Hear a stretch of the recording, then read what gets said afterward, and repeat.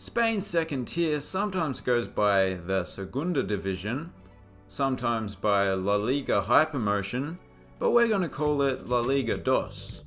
So with that being said, here are the stadiums.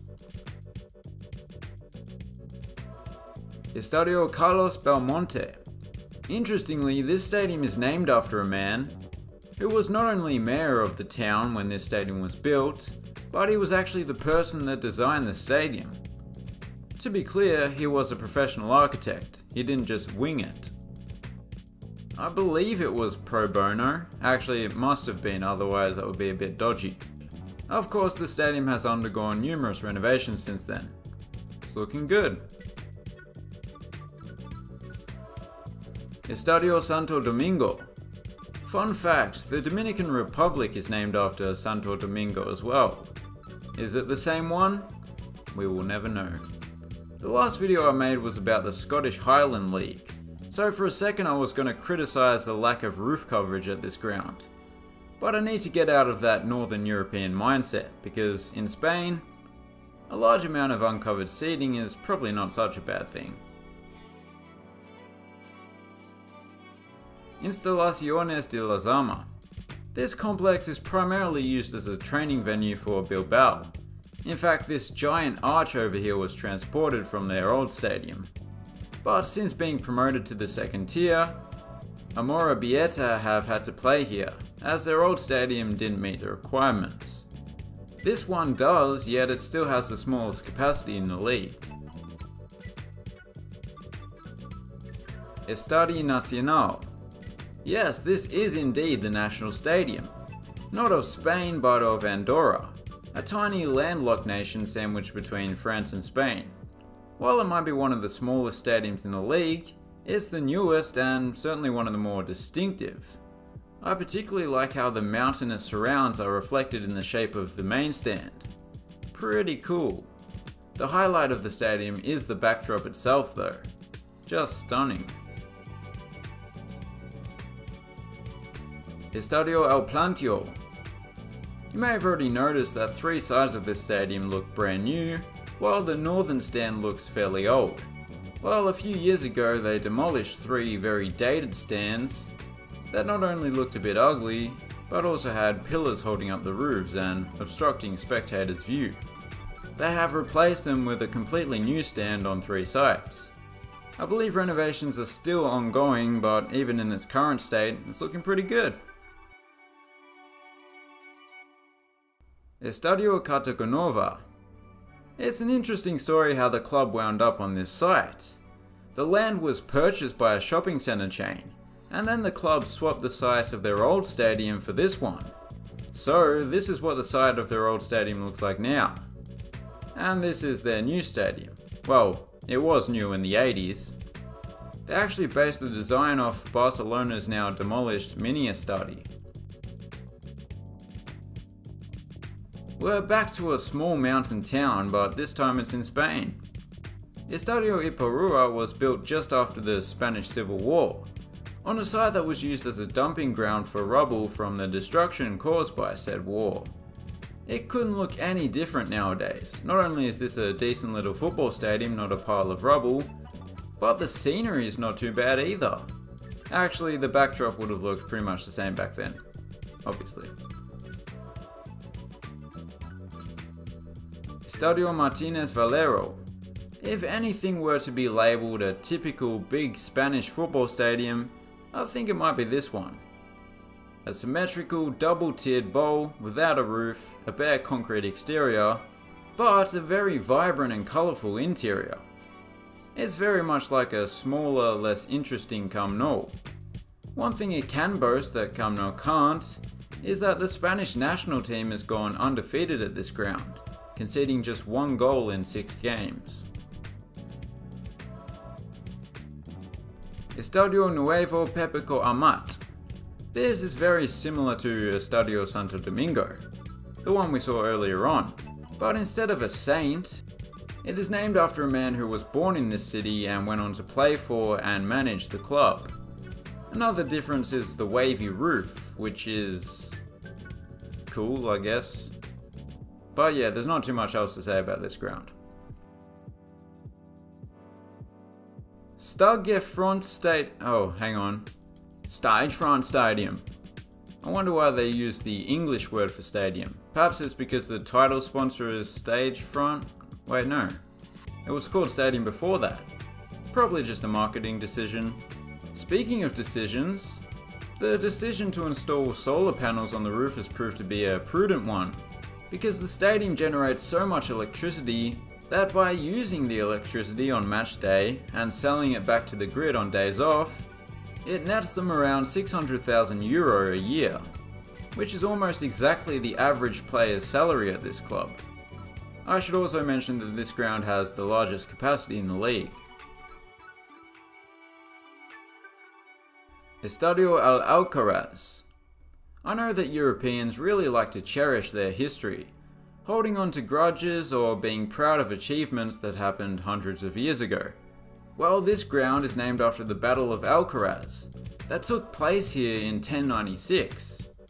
Not only is that pre-internet, I'm not even sure they had the Walkman back then. They were presumably listening to literal Rolling Stones. The ground was significantly renovated and expanded around 5 years ago, and is now a fully modernized stadium. Estadio Butake. This is another ground that's named after a saint, but unlike Santo Domingo, Butake doesn't even have a country named after him. Oh, it's a her. It's also the name of the main river that passes through the city.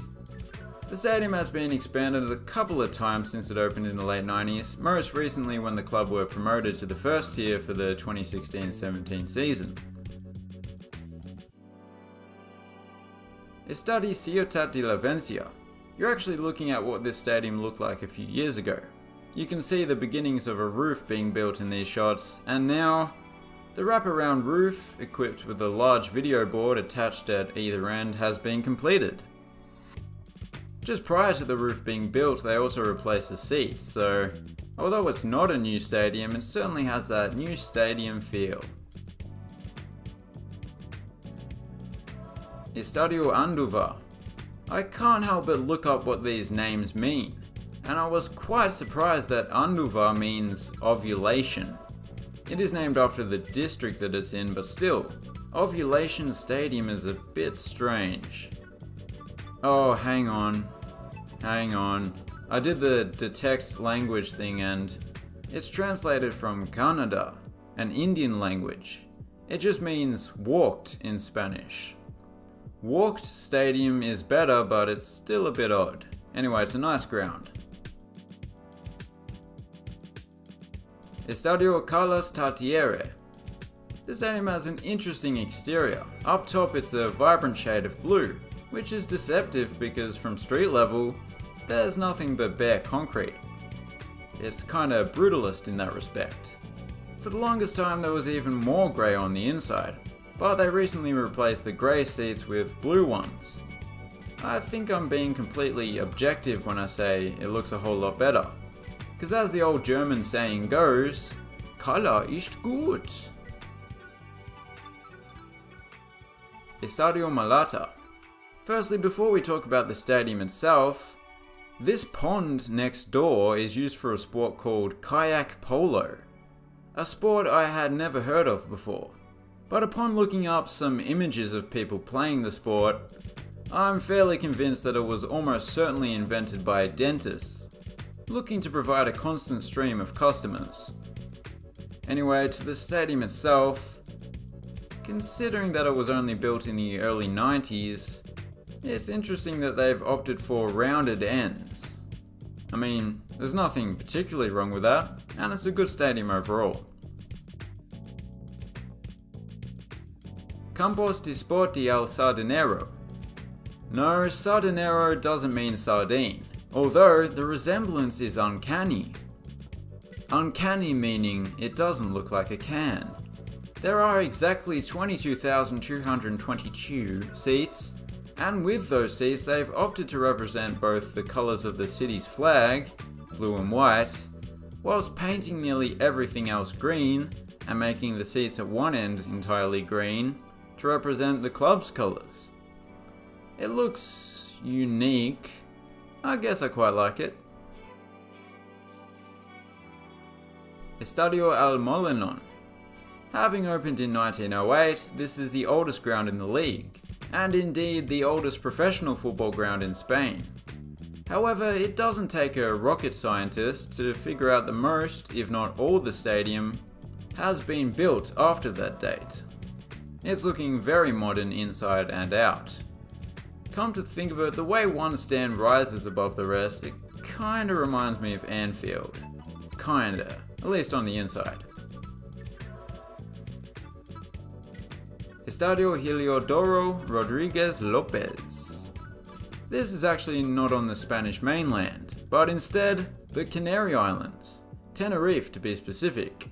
Cool people go to La Palma, La Isla Bonita, but I'm sure Tenerife is just as good. And La Palma can't boast a stadium of anywhere near this size. The stadium is nearly 100 years old, and there is at least one remnant of the past remaining. This old entrance out front. It's a bit of a shame that the entire exterior doesn't look like that, but money. Estadio Jose Zorrilla. We've had club legends, saints, and battles already, but I think this is the first ground we've seen to be named after a poet. I'm liking the variety. If you've watched the channel for a while, you will have picked up on the fact that I'm quite fond of the colour purple on the stadium. And so it should come as no surprise that I think very highly of this stadium. It's absolutely stunning. You know what, it's almost too purple. That's actually starting to hurt my eyes a little bit. Estadio de la Cerámica. This stadium recently underwent a renovation that you can see taking place here. It now looks like this. Even before the wraparound roof was added, this ground may have had the most intimate atmosphere. I mean, just going off how steep and close the stands are. Which is of course a good thing to everyone other than the visiting team. Man, that is so freaking yellow. I think they've outdone the last one when it comes to color saturation. Estadio La Romareda. In the past there have been plans to expand and renovate this stadium, or to build an entirely new stadium elsewhere, but those plans have failed to pass the planning stages, so this old ground has stuck around. Interestingly, one claim to fame that this ground has is that they apparently have the deepest nets in all of Europe, which is a weird flex, but yeah, they do kind of look like they stretch back a bit further than usual. So there you have it. They were certainly an interesting bunch of stadiums. My favourite though would be... I'll let future me decide. I wonder which one I picked. It's on the screen now, but it's in the future for me. Trippy.